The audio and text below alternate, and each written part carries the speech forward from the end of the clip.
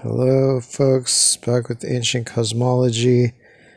See how long my phone will record for before it crops out from having too many photos in it. I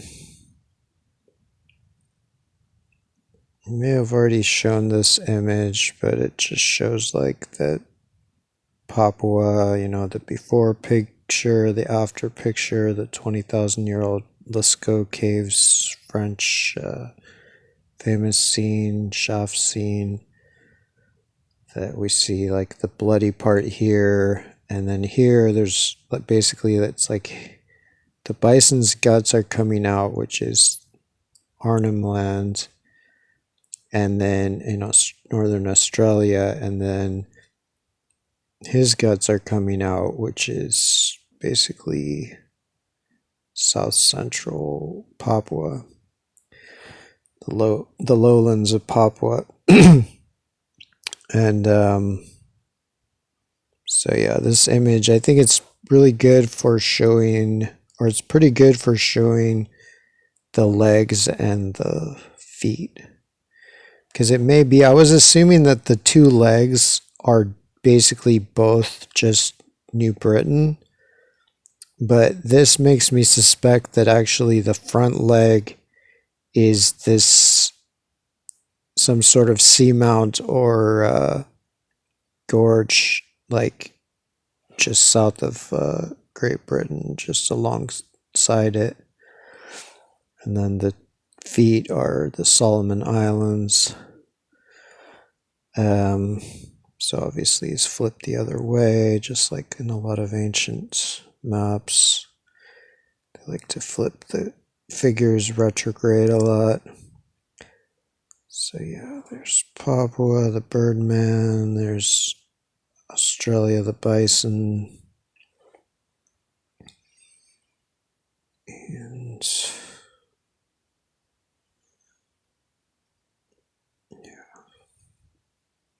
I mean, it even seems like you can see some of the colors, like, it's more red in the back here, which of course is true.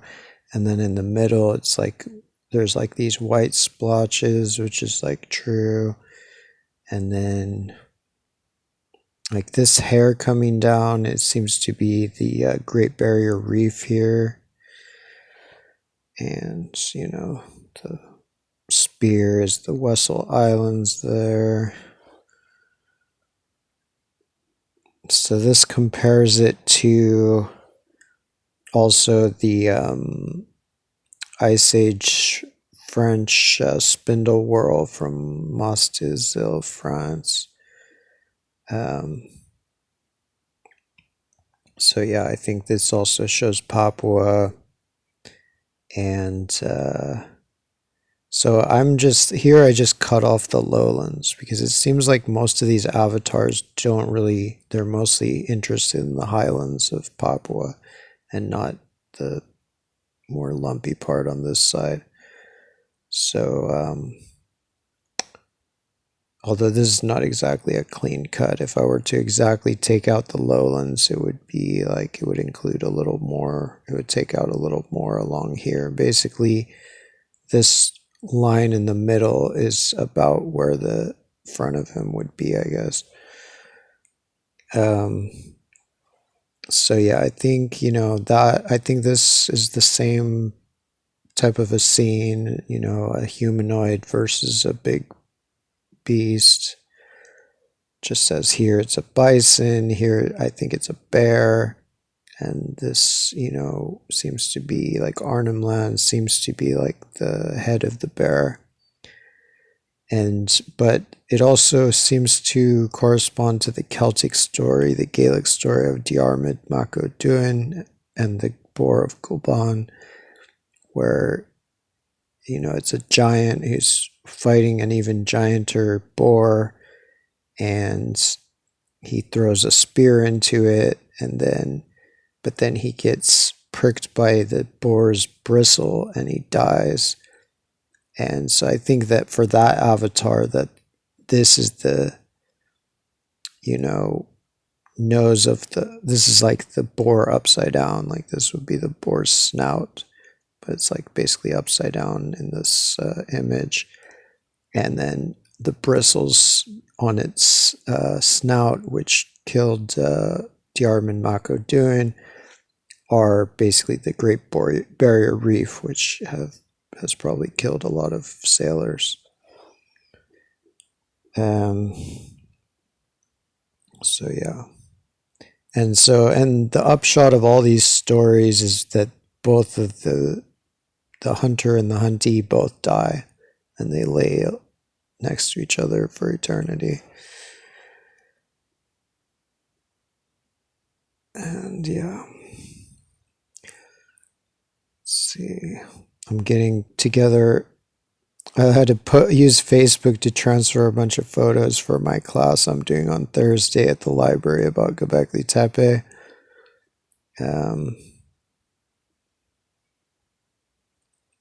These are this is one of the megalithic tombs that was built where it is just to see this face. You know, just as Machu Picchu is built where it is to see the face of Huayna Picchu.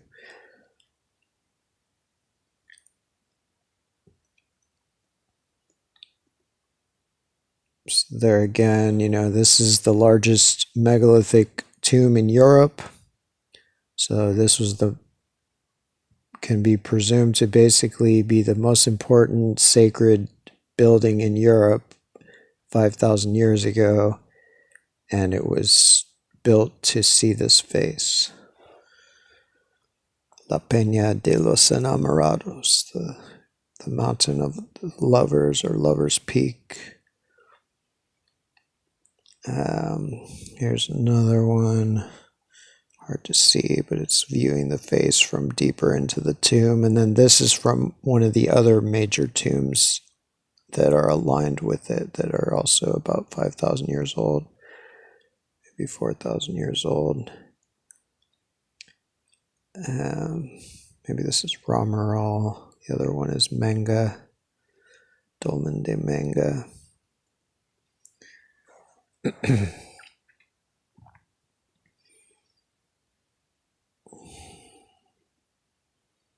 So yeah, these are all like older photos that I'm just sending here so I could transfer it over onto my computer since my other system is messing up.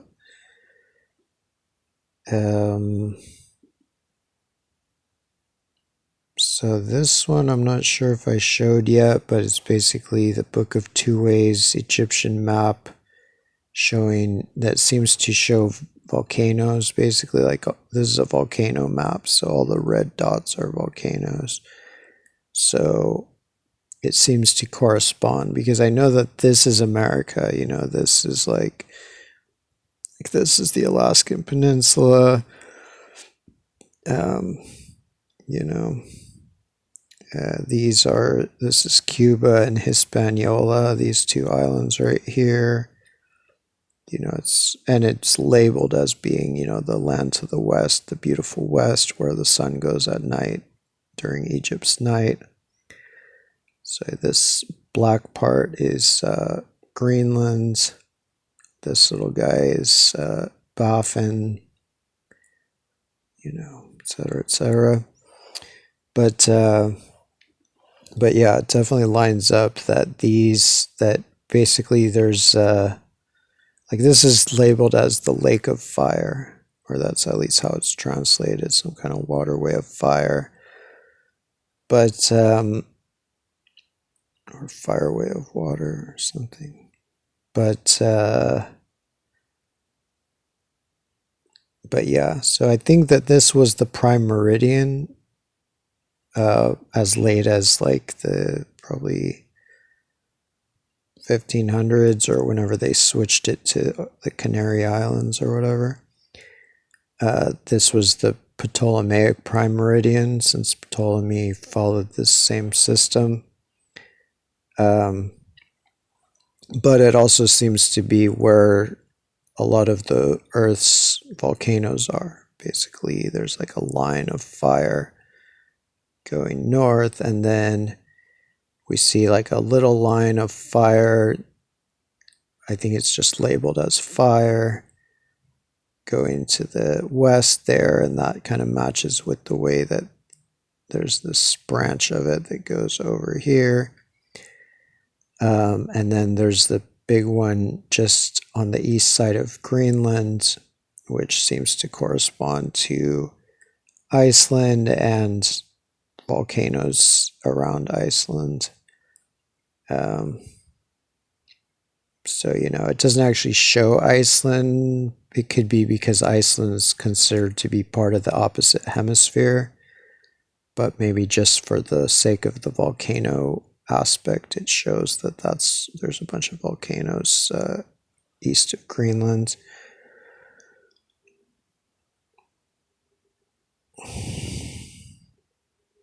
So yeah, I kind of like this photo with the.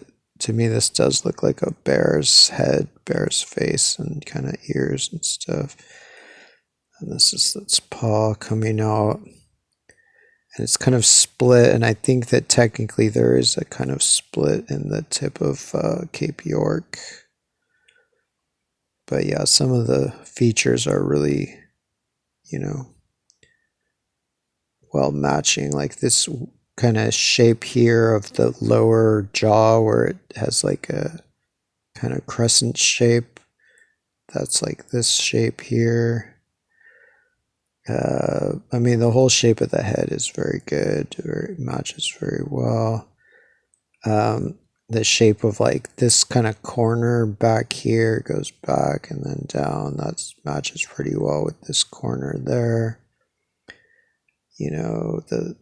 His butt or whatever matches pretty well. It kind of curls around. Then there's this other leg and foot, and then this foot I think is getting torn off or bitten off or something, and that explains why it's not there anymore. And then his arms and spear probably relate to these type of seamounts and islands along here.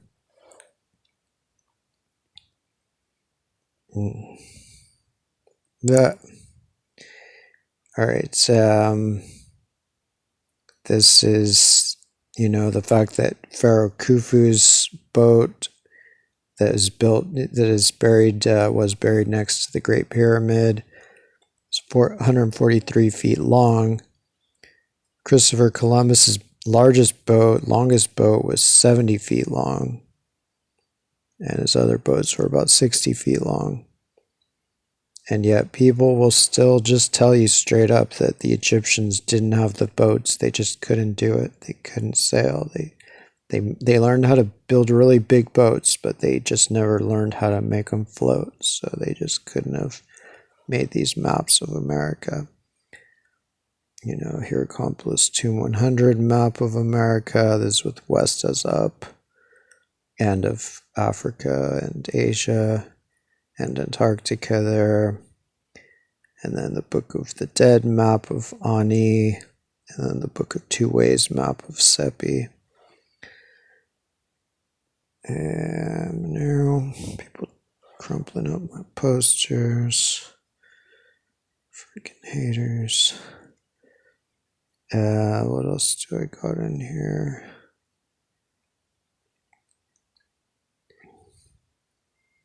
Maybe that's the main things.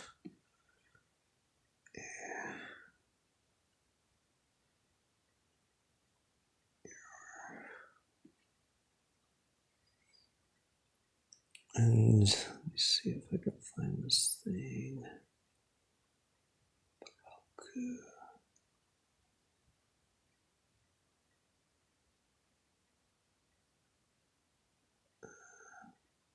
Oh yeah, here. Absurd territories. All right, so I was reading here. I'm not sure how far I got. Oh wait, no. It's like Exhibit 5. There's 3 parts. So it's explaining like this type of anthropomorphic map among the Australian Aboriginal people.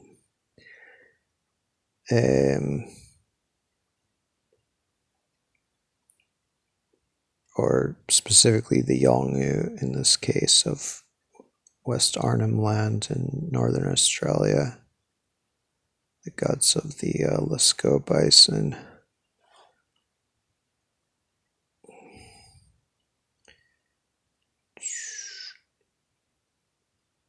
See, through constant negotiation, everyone knows who is responsible for what part of the knowledge network, who is charged with the care and maintenance of what song and what land. So basically, the caretaker of a region or an area of land is also responsible for all the symbolism that is connected to that land, including the maps. It seems that in raising the question of the way in which Dulan are maps, we may have gained a general insight into the construction of meaning.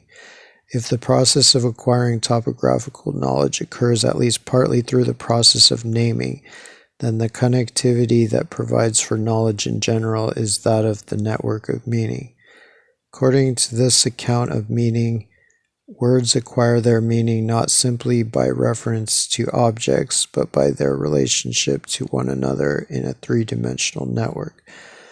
Thus, while the notion of a network is essential to all cultural formations, the way it manifests varies from one culture to another. In Yolngu life, the knowledge network is taken as there for all to see, so long as they know what to look for. But then it takes a long time to learn that. This knowledge network is tangible and must be actively maintained.